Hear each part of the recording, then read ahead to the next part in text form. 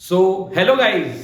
तो आज हम लोग हैं with the part 3 of carbon and compound. बहुत इंपॉर्टेंट चैप्टर है, पहले ही बता चुका हूं, और अब जो टॉपिक्स आने वाले हैं वो उतने ही इंपॉर्टेंट है जितना आपकी शादी में आपका जाना है। सही है? तो जितना जरूरी आपके शादी में आपका जाना है उतना ही जरूरी कार्बन एंड कंपाउंड में फंक्शनल ग्रुप और आईयूपीएसी पढ़ना है। तो ये वाला पार्ट तो बिल्कुल मिस ना करे, और मैं इतने प्यार से आपको ये टॉपिक पढ़ा दूंगा कि आपको छोड़ो आपकी पूरी 4 जनरेशंस को अच्छे से समझ में आ जाएगा। तो let's go with the topic. देखो फंक्शनल ग्रुप्स क्या होते हैं। सबसे पहले अगर बात किया जाए, फंक्शनल ग्रुप ऐसे ग्रुप्स होते हैं जो किसी भी हाइड्रोकार्बन की प्रॉपर्टी को चेंज कर सकते हैं। जैसे मान के चलो आपके पास कोई कार्बन की चेन है। अच्छा, हम लोग क्या करते हैं, कार्बन की चेन में जैसे हम सभी ने पढ़ा है मीथेन। अब मुझे इस पे कुछ चीज अटैच करनी है, तो मुझे यहां से देखो कार्बन 4 ही बॉन्ड बना सकता है और वो पहले से बना के बैठा हुआ है। इसका मतलब अगर मुझे यहां कुछ जोड़ना है तो मुझे एक हाइड्रोजन कम करना पड़ेगा। तो जैसे ही मैं इस कंपाउंड से एक हाइड्रोजन कम करता हूं तो ये CH3 में कन्वर्ट हो जाता है, और इस पे आपको फिर जो भी ग्रुप जोड़ना है आप जोड़ लेना। लेकिन अब क्या हुआ, पहले इसका फंक्शनल ग्रुप अल्केन था, अब नहीं है। अब आप इस पार्ट को कहते हो अल्काइल, और आप इसको डिनोट करते हैं R से। मतलब R एक ऐसी कार्बन की चेन होती है जिसमें एक हाइड्रोजन एटम कम होता है। तो आपको समझ में आ रहा है, आपके बुक में RR लिखा हुआ वो क्या है? बिल्कुल। तो चलिए समझते हैं फिर डायरेक्टली यहां पे। अगर हैलो फंक्शनल ग्रुप है, इसका मतलब आपकी कार्बन की चेन में एक हाइड्रोजन को रिप्लेस करके उसकी जगह कोई हैलोजन लगाया गया है। हैलोजन हम सभी को पता है ग्रुप नंबर 17 के एलिमेंट्स को कहते हैं, और वो एलिमेंट्स कौन कौन से हैं? करेक्ट, क्लोरीन है, ब्रोमीन है, आयोडीन है और फ्लोरीन भी है। अगर फ्लोरीन जुड़ा तो हम लोग इसको फ्लोरो कहते हैं। अगर क्लोरीन जुड़ा तो हम लोग नाम में क्लोरो लिखते हैं। अगर ब्रोमीन जुड़ा तो हम नाम में ब्रोमो लिखते हैं, और आयोडीन जुड़ा तो हम लोग उसको आइडो लिखते हैं। करेक्ट, बिल्कुल सर। तो अगर कार्बन की चेन के ऊपर अगर कोई हैलोजन लग जाए तो ऐसे कंपाउंड का फंक्शनल ग्रुप हैलो हो जाता है। अब आता है बेटा अल्कोहल, है ना? बिल्कुल सबसे फेवरेट टॉपिक सभी का, दारू है ये इन शॉर्ट। बिल्कुल, दारू कैसी होती है, कैसे दारू वाला कैरेक्टर आता है, समझते हैं। ये है कि किसी कार्बन की चेन पे अगर OH एज एन ग्रुप आके अटैच हो जाए, जैसे हमने यहां G जोड़ा था, उस G के जगह अगर OH आ जाए तो इसको अल्कोहल कहते हैं। तो ये बात बिल्कुल अच्छे से ध्यान रखना। अब इसी अल्कोहल में अगर मैं इस OH के H को हटा के इधर भी कोई कार्बन ही जोड़ दूं, है ना, इधर भी कोई कार्बन ही जोड़ दूं, तो इस कंपाउंड को ईथर कहा जाता है। बिल्कुल। अब आप समझो कार्बन टोटल बॉन्ड कितने बनाता है। अब यहां पे हम सभी को पता 4 बनाता है। तो अब हम लोग जाते हैं अल्डिहाइड की तरफ। अल्डिहाइड क्या होते हैं? ऐसे कार्बन जो डबल बॉन्डेड O के साथ रहे इन ग्रुप पे। अब देखो टोटल 4 बॉन्ड होते हैं, जिसमें से 2 तो वो ऑक्सीजन के साथ बना चुका है। अब बचे हुए 2 जो बॉन्ड्स हैं, वो अगर दोनों में से कोई एक जगह डायरेक्ट इस कार्बन पे हाइड्रोजन जुड़ा हो, दोनों में से किसी एक जगह, दोनों जगह है तो मिठाई बांटो यार, है ना, दोनों में से किसी एक जगह अगर हाइड्रोजन है तो वो अल्डिहाइड कहलाता है। इधर हाइड्रोजन भी हो सकता है और कार्बन की चेन भी हो सकती है, कोई दिक्कत नहीं, लेकिन एक साइड तो कम से कम डायरेक्ट हाइड्रोजन होना चाहिए, तो हम लोग उसको कहते हैं अल्डिहाइड। इसको और करके मैं यहां लिख देता हूं, इट इज ऑल्सो, है ना, रिटन एज RCHO। तो ये जो ग्रुप है ना, इसको CHO के तौर पे लिखा जाता है, तो पहचान जाना कि ये अल्डिहाइड है। अब कीटोन में क्या होता है? कीटोन में यही C डबल बॉन्ड O वाला ग्रुप होता है, बट इसके दोनों साइड में से किसी भी साइड में डायरेक्टली ये कार्बन हाइड्रोजन से नहीं जुड़ा होता, मतलब दोनों साइड कार्बन ही होते हैं, तो ये कीटोन कहलाता है। बिल्कुल। अब आता है कार्बोक्सिलिक एसिड। अब वही C डबल बॉन्ड O कि एक साइड अगर आपको डायरेक्टली यहां पे OH दिख जाए, जो कि आपने अल्कोहल में यूज किया था, वो अल्कोहल नॉर्मल कार्बन की चेन पे जुड़ा रहे, जैसे कि यहां पे C के साथ OH जुड़ा रहे, ये अल्कोहल है। कार्बोक्सिलिक एसिड में वो OH C double bond O पे जुड़ा हुआ है, और इधर कार्बन भी हो सकता है या हाइड्रोजन भी हो सकता है, कोई दिक्कत वाली बात नहीं है। क्लियर? तो ये कहलाता है कार्बोक्सिलिक एसिड। अब ईस्टर क्या होता है? ईस्टर कार्बोक्सिलिक एसिड का ही दूर का एक रिश्तेदार है। अभी अपन ने क्या बोला था कि अगर OH आ जाए एक साइड तो वो कार्बोक्सिलिक एसिड होता है। अब मैं उस H को हटा के अगर यहां पे भी कार्बन लगा दूं तो ये कंपाउंड ईस्टर कहलाता है। क्या कहलाता है? ईस्टर। और ये है अमाइंस। अमाइंस क्या है? नॉर्मल कार्बन की चेन पे अगर कभी NH2 जुड़ा मिल जाए तो आप समझ जाइए कि आप अमाइन वाले कंपाउंड से डील कर रहे हैं। तो होपफुली सबको ये फंक्शनल ग्रुप समझ में आए। अब अपन इन फंक्शनल ग्रुप के एक एक कंपाउंड उठाएंगे और उनके IUPAC पढ़ने वाले हैं। तो स्टे ट्यून, फटाफट इसको लिख लें। सो गाइस, इंपॉर्टेंट टॉपिक है, बहुत अच्छे से ध्यान देंगे। बस आपका अगला 10 मिनट आपके आगे के IUPAC को बहुत आसान कर देगा। चलो ध्यान देते हैं क्या क्या चेक करना है, क्या रूल्स है। तो बेसिकली वैसे बहुत सारे रूल बताए जाते हैं, बट मैंने शॉर्ट लिस्ट करके सबसे प्यारा तरीका निकाला है, जिसमें आपको सबसे पहले क्या करना है, जब भी आपको कोई भी कंपाउंड की IUPAC दी जाए, जैसे मान के चलो कि आपको ऐसा एक कंपाउंड दिया गया है जिसका बोला गया है कि IUPAC निकाल के बताओ। अभी मैं हाइड्रोजन नहीं बना रहा हूं, सिर्फ कार्बन की चेन के साथ देख रहे हैं हम लोग। अब इसमें आपको सबसे पहला काम क्या करना है, that is you have to select the longest possible chain. Longest possible chain निकालनी है, लॉन्गेस्ट पॉसिबल स्ट्रेट चेन नहीं निकालनी है, लॉन्गेस्ट चेन निकालनी है। आड़ी टेढ़ी कैसी भी रही, सबसे बड़ी होनी चाहिए। बिल्कुल।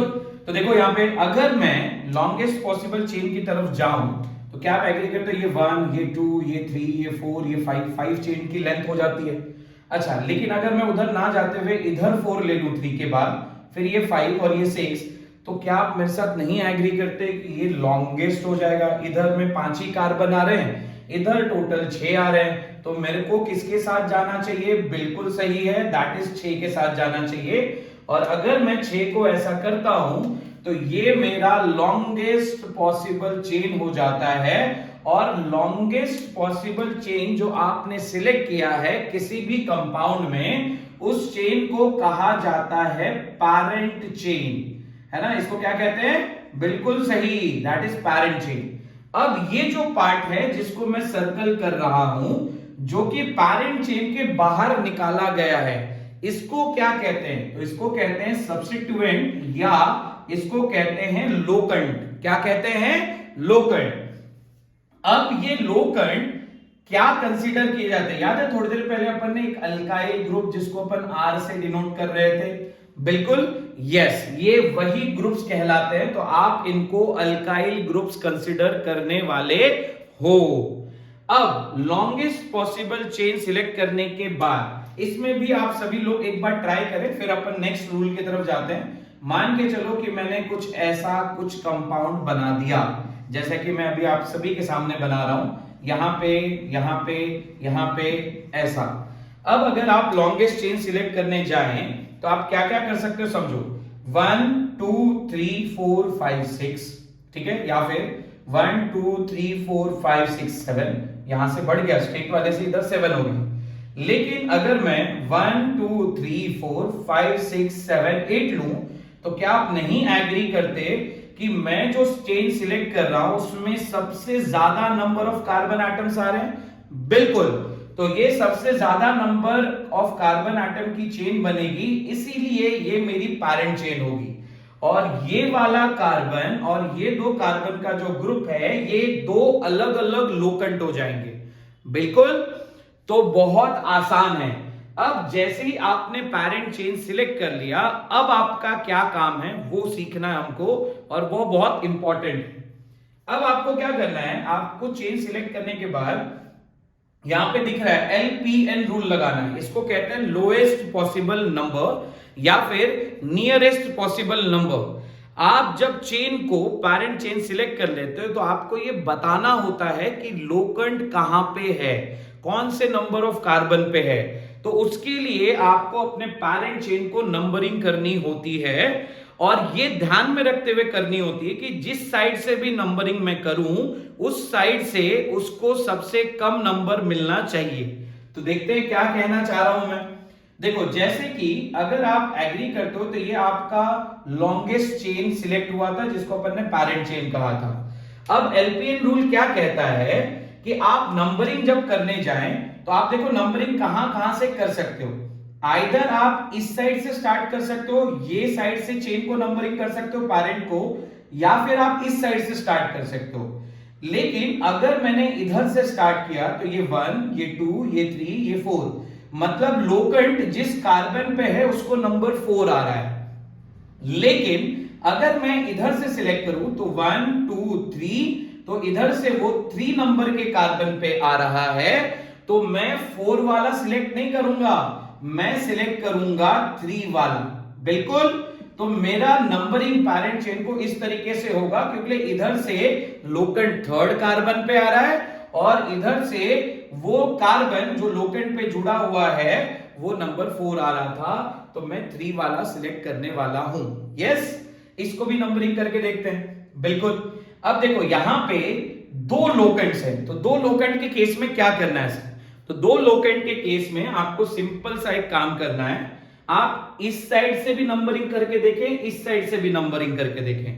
आपने जिस साइड से भी नंबरिंग की, जैसे फॉर एग्जांपल अगर मैं इधर से नंबरिंग करता हूं तो 1, 2, 3, 4, पहला लोकेंट 4 नंबर के कार्बन पे आ रहा है, और मैं इधर से अगर नंबरिंग करूं 1, 2, 3, तो 3 नंबर के कार्बन पे पहला लोकेंट आ रहा है।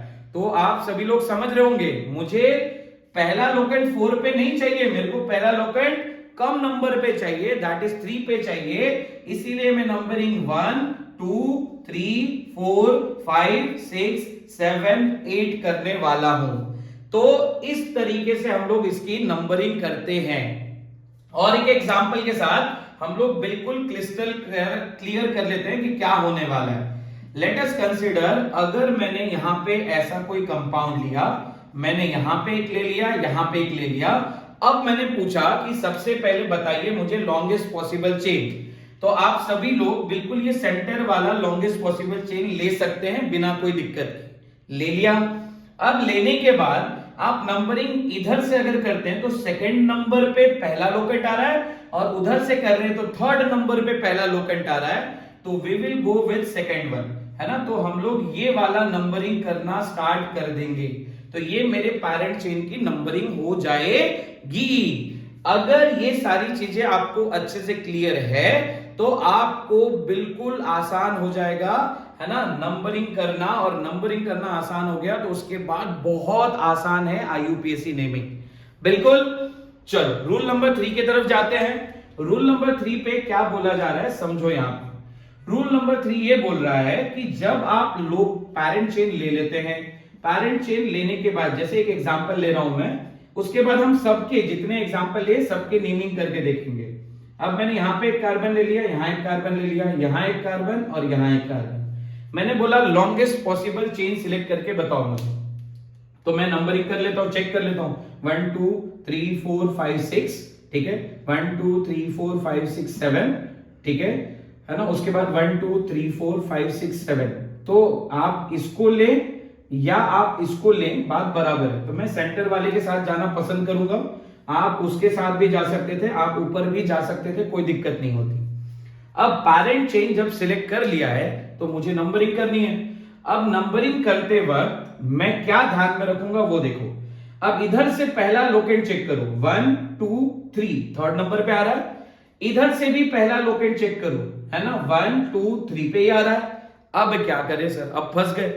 अब अगर आप फंसे तो आपको इन लोकेंट्स का नेमिंग करके चेक करना पड़ेगा, जैसे ये है और ये है। अब देखो अभी मैंने थोड़ी देर पहले बताया था कि ये अल्काइल फंक्शनल ग्रुप वाला कंपाउंड है। बिल्कुल सर। तो अगर यहां पे दो कार्बन है, कितने कार्बन है? दो कार्बन है, तो हम लोग वर्ड यूज करेंगे इथ। और ये अल्काइल फंक्शनल ग्रुप का है, इसलिए उसके नाम के पीछे के दो वर्ड दैट इज वायल लेंगे, तो इस लोकंड का नाम इथाइल हो जाएगा। बिल्कुल। तो वैसे ही इस लोकंड का क्या नाम दोगे ये मुझे बताओ। तो एक कार्बन है तो मिथ लिखा और नाम के पीछे वायल लिखा, तो इसका नाम हो जाएगा मिथाइल। बिल्कुल। तो अब क्या करें सर, इसका क्या करें? तो अब आप अगर फंस गए थे कि इधर से भी 3 उधर से भी 3, तो अब आप अल्फाबेटिकल सीक्वेंस चेक करो। अल्फाबेटिकल सीक्वेंस ये बोलता है कि अगर मैंने इधर से नंबरिंग की तो इथ वाले कंपाउंड को नंबर 3 मिलेगा, और मैंने अगर इधर से नंबर की तो मिथ वाले को पहला नंबर मिलेगा, मतलब नंबर 3 मिलेगा। तो आप E और M में कंपेयर कर लें। पहले अल्फाबेटिकल सीक्वेंस में E आता है कि M आता है? तो आंसर इज E आता है। तो अगर E आता है तो E वाले कंपाउंड को मिनिमम नंबर देने की कोशिश करें, मतलब आप इधर से ही नंबरिंग करेंगे। बिल्कुल। मिथाइल को बाद में देखा जाएगा। तो इस तरीके से नंबरिंग की जाती है। होपफुली आप सभी को ये सारे रूल्स अच्छे समझ में आए। अब मैं है ना आपको कुछ बातें समझाता हूं और उसके बाद हम लोग है ना क्वेश्चंस करना स्टार्ट करते हैं। आपको एक बात याद रखनी है, व्हाइल राइटिंग आईयूपीएसी सबसे पहले आप प्रीफिक्स लिखेंगे, ठीक है? फिर आप क्या लिखेंगे? आप लिखेंगे वर्ड रूट। मैं आपको ये सारी चीजें समझाऊंगा ये क्या क्या है। उसके बाद आप लिखेंगे सफिक्स, वो भी सफिक्स कौन सा? पी लिख रहा हूं मैं, मतलब प्राइमरी। सफिक्स प्राइमरी के बाद आप लिखेंगे सफिक्स सेकेंडरी। सफिक्स सेकेंडरी तब लिखा जाता है। सो गाइस, सबसे पहले क्वेश्चंस के साथ और सबसे पहला function group that is alkyne. Alkyne के लिए आप क्या करने वाले हो? आप एक बात याद रखो, इनके कंपाउंड के नाम के पीछे ANE लिखा जाता है। तो जो हमने अभी सीक्वेंस लिखा था ना सफिक्स प्राइमरी, तो सफिक्स प्राइमरी के जगह इन कंपाउंड्स में ANE लिखा जाएगा। और वही तरीका प्रीफिक्स लिखो, फिर वर्ड रूट लिखो और फिर सफिक्स प्राइमरी लिखो। चलो चालू करते हैं। अब मैंने अगर पूछा सबसे पहला काम क्या था, बिल्कुल रिकॉल करो, लॉन्गेस्ट पॉसिबल चेन। तो मेरे को ये बताओ, तो मुझे तो ये डायरेक्ट ऐसा लगता है कि this is the longest possible chain. बिल्कुल, कोई इसमें लोकंट क्रिएट नहीं हो रहा, सारे के सारे एटम पैरेंट चेन में ही है। तो बिना कोई दिक्कत के आप डायरेक्ट क्या कर सकते हो, नंबरिंग कर लो। ये 1, ये 2, ये 3, ये 4 और ये 5। बिल्कुल। अब नाम क्या लिखेंगे हम लोग सर इसका? तो इसका नाम लिखने के लिए टोटल कितने कार्बन है? 5 कार्बन आर देयर। और लोकंट नहीं है, लोकंट को प्रीफिक्स की जगह लिखा जाता है, तो यहां कोई प्रीफिक्स नहीं है। डायरेक्ट फिर कहां से स्टार्ट करेंगे? Word root. 5 कार्बन है, 5 कार्बन के लिए हमने पेंट वर्ड लिया था, तो हम लोग यहाँ पे बराबर पेंट लिखेंगे।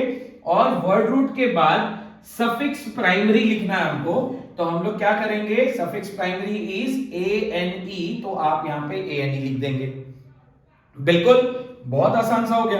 अब यहां पे समझो नेक्स्ट वाला, अगर मैं लॉन्गेस्ट पॉसिबल चेन ले लूं तो सेंटर वाले से भी काम हो जाएगा। 1 2 3 4 5, और कहीं से 5 नहीं आता, यही 5 वाला लॉन्गेस्ट चेन है।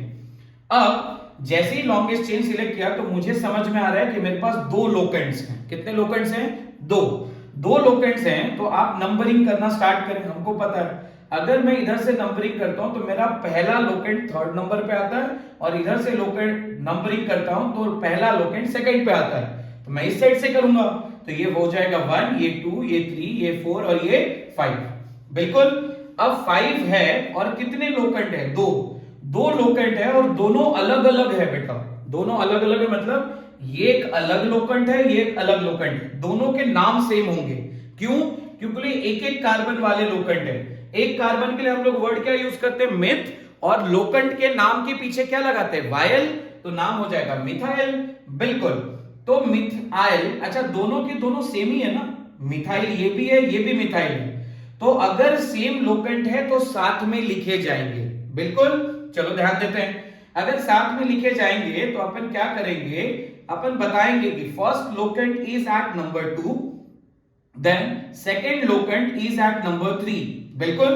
जो छोटा नंबर होगा वो पहले, जो बड़ा नंबर होगा वो बाद में। एक बात और ध्यान रखते वक्त कि जब भी आप दो नंबर्स लिखें तो उनके बीच में कॉमा होना चाहिए व्हाइल राइटिंग आईयूपीएसी। अब मैं इसके बाद वर्ड लिखने वाला हूं, तो अगर मैं लेटर लिखने जा रहा हूं नंबर के बाद तो मैं डैश लगा के लेटर लिखूंगा। बिल्कुल। तो 2 कॉमा पहला लोकेंट 2 पे, दूसरा है ना लोकेंट 3 पे, है ना 2 कॉमा 3। उसके बाद कितने लोकेंट कितने मिथाइल है? 2 है ना, और सेम वाले हैं। तो जब भी सेम रहे और साथ में लिख रहे हो तो आप उसको लिखोगे उसके नाम के सामने डाई, है ना। अब मैं आपको बता दूं, अगर 2 सेम वाले लिख रहे हो तो आप लिखोगे डाई, 3 सेम वाले लिख रहे हो तो नाम के सामने ट्राई, 4 सेम वाले लिख रहे हो तो टेट्रा। बिल्कुल। तो यहां पे 2 मिथाइल थे, पहला 2 पे दूसरा 3 पे, और दोनों को साथ में लिख रहे हैं इसलिए 2 मिथाइल है तो डाई मिथाइल लिख के बता दिया। अब ये प्रीफिक्स था आपका, locant is the prefix of your compound, prefix हो गया। अब जाते हैं वर्ड रूट पे। अब देखो, अब मैं लेटर के बाद में लेटर लिखने वाला हूं, तो एक बात याद रखना कि लेटर के बाद जब आप लेटर लिखोगे उनके बीच में कोई गैप नहीं होनी चाहिए। आईयूपीएसी का रूल है। बहुत सारे टीचर गलत पढ़ाते हैं लेकिन ये सही रूल है जो आपको ध्यान रखना है। तो अब मैं लिखूंगा वर्ड रूट। 5 कार्बन के लिए मैं वर्ड रूट लिखूंगा पेंट। उसके बाद सारे, है ना, सिंगल बॉन्डेड हैं तो पेंट लिखने के बाद suffix primary will be ANE, तो ये हो जाएगा ANE, तो इसका नाम हो जाएगा 2,3 डाई मिथाइल पेंटेन। बिल्कुल। अब चलो इसमें नंबरिंग करते हैं, नेक्स्ट वाले पे जाते हैं। तो हम लोग क्या करेंगे, आप एक काम किया करो, आप पॉज करके एक बार ट्राई किया करो और फिर चेक करो कि क्या मैं जो बता रहा हूं और आप जो बना रहे हैं वो सही है या नहीं है। चलो चेक करते हैं। अब ये लॉन्गेस्ट चेन, अब नंबरिंग इधर से करें या इधर से करें कोई फर्क नहीं पड़ता। अच्छा, ये भी मिथाइल है, ये भी मिथाइल है, तो अल्फाबेट भी नहीं लगाना है। तो अब आपकी इच्छा जहां से भी नंबर करना हो। मेरा मन कर रहा है इधर से 1 2, ये हो जाएगा 3 4 और ये हो जाएगा 5। बिल्कुल। अब मेरे को बताओ क्या ये दोनों मिथाइल है? हाँ। तो कैसे लिखे जाएंगे? बिल्कुल सही, साथ में लिखे जाएंगे। पहला कहां पे? 2 पे, दूसरा कहां है? 4 पे। तो 2,4 2 मिथाइल है तो डैश लिख के डाई मिथाइल, सही जा रहे हैं। डाई मिथाइल लिखने के बाद वर्ड रूट, दैट इज कितने कार्बन है? पैरेंट चेन पे जाएंगे तो वर्ड रूट इज 5। तो 5 के लिए हम सभी को पता है हम लोग क्या लिखते हैं? पेंट लिख दिया हमने। पेंट लिखने के बाद सारे सिंगल बॉन्ड है इसलिए सफिक्स विल बी ANE और इसका नाम हो जाएगा 2,4 डाई मिथाइल पेंटेन। बिल्कुल। चलो इसको देखते हैं। अब अगर मैं इसमें लॉन्गेस्ट चेन सिलेक्ट करूं तो आप आइदर ये सेंटर वाली ले सकते हो या यहां से आके ऊपर भी जा सकते हो, कोई दिक्कत वाली बात नहीं। तो मैं सेंटर वाली ही सिलेक्ट करता हूं, कोई दिक्कत नहीं। अब नंबरिंग किधर से करना ये इंपॉर्टेंट हो जाता है।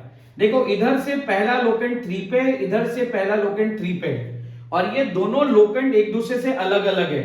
ये है इथाइल और ये है मिथाइल। अगर ऐसे सिचुएशन में फंसे, जैसे यहां दोनों मिथाइल थे तो कोई दिक्कत नहीं था, लेकिन अगर दोनों के नाम अलग है तो हम लोग rule number 3 that is alphabetical sequence लगाएंगे। और ये इस इथाइल पहले ई आता है तो हम लोग नंबरिंग इधर से करेंगे। तो ये हो जाएगा 1, ये 2, ये 3, ये 4, 5, 6 और ये 7। ठीक है, तो बिल्कुल ऐसा करना है हमको। अब मेरे को ये बताओ लिखते वक्त किसको लिखेंगे? लिखते वक्त भी, अब तुम बोलोगे सर 2 लोकेंट थे, पहले भी 2 लोकेंट थे, तो हम लोग दोनों को साथ में लिख रहे थे। दोनों को साथ में इसलिए लिख रहे थे कि दोनों के दोनों मिथाइल थे। इस बार एक इथाइल है और एक मिथाइल है तो अलग अलग लिखे जाएंगे। और आपको एक बात ध्यान रखनी है कि अल्फाबेटिकल सीक्वेंस में ही लिखना है। तो पहले इथाइल आएगा ना, तो पहले उसको लिखो। अब मेरे को बताओ इथाइल लिखने के लिए क्या करना पड़ेगा? तो इथाइल कहां पे? 3rd नंबर के कार्बन पे, तो आप यहां पे 3 लिखेंगे, डैश लगाएंगे और इथाइल लिखेंगे। इस बार डाई वाई लगाने की जरूरत नहीं क्योंकि एक ही इथाइल है। उसके बाद अभी खत्म नहीं हुआ मेरा प्रीफिक्स, क्योंकि अभी भी एक लोकेंट बाकी है, तो पहले पूरे प्रीफिक्स निपटाते हैं। अब मेरे को बताओ ये मिथाइल है कहां पे? 5 पे, तो यहां पे डैश ऑफ 5 डैश मिथाइल। तुम देख रहे हो मैं नंबर और लेटर के बीच में डैश लगा रहा हूं। बिल्कुल। अब सारे लोकेंट खत्म हो चुके हैं तो मैं पैरेंट चेन की तरफ जाऊंगा, मतलब मैं वर्ड रूट लिखूंगा। कितने कार्बन है? 7 के लिए हम लोग हेप्ट वर्ड यूज करते हैं, तो हम लोग यहां पे लिखेंगे हेप्ट, और suffix primary will be ANE, तो इसका नाम हो जाएगा 3 इथाइल 5 मिथाइल हेप्टेन। बिल्कुल ओके, चलो नेक्स्ट वाले एग्जांपल की तरफ जाते हैं। Total 5 carbon atoms are there. बिल्कुल, तो क्या करने वाले हैं आप समझो। अब हम लोग पैरेंट चेन सिलेक्ट करेंगे, तो 1 2 3 4 5 1 2 3 4 5 1 2 3 4 5, आप कोई भी ले लो, 5 के ऊपर चेन नहीं जा रही, तो मैं सेंटर वाला लेता हूं क्योंकि ज्यादा कन्वीनियंट हो जाएगा। अब सेंटर वाला लेने के बाद मैं क्या करने वाला हूं, मैं नंबरिंग करूंगा। अब नंबरिंग देखो, इधर से करेंगे तो पहला लोकेंट 3 पे आ रहा है, इधर से कर रहे हैं तो पहला लोकेंट 2 पे आ रहा है। लेकिन आप तुम लोग बोलोगे सर ये मिथाइल है ना, अल्फाबेटिकली ये बाद में आता ना, ये इथाइल है ये पहले आता ना, तो इधर से नंबरिंग करो ना। बिल्कुल गलत हो ना, ऐसा नहीं चलता ना। क्या करना है आपको, ये अल्फाबेट तब लगाना है जब दोनों साइड से उनको नंबर सेम आ रहे हो। लेकिन अभी ये 2 पे है और ये 3 पे है, तो मैं 2 के साथ जाऊंगा यार।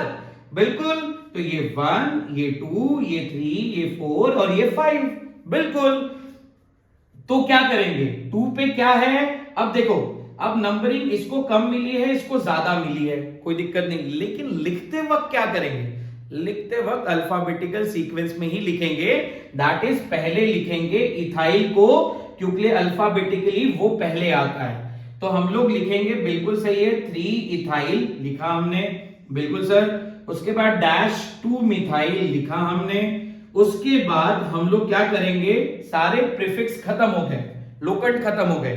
अब पैरेंट चेन की तरफ जाएंगे, तो वर्ड रूट 5 कार्बन होने के कारण पेंट, और सफिक्स प्राइमरी ANE, तो इसका नाम हो जाएगा 3 इथाइल 2 मिथाइल पेंटेन। बिल्कुल, अब इस कंपाउंड का नाम बताएं। अब इसका नंबरिंग करने के लिए जाते हैं हम लोग, तो देखो यहां पे एक काम करता हूं, मैं एक कार्बन और अटैच कर देता हूं, आप सभी को अच्छे से समझ में आए इसीलिए।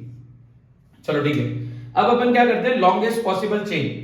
तो मेरे को ये बताओ, 1 2 3 4 5 6 1 2 3 4 5 6 1 2 3 4 5 6, तो हर जगह से 6 ही आ रहा है। मैं सेंटर वाला लेता हूं ताकि कन्वीनियंट ज्यादा हो।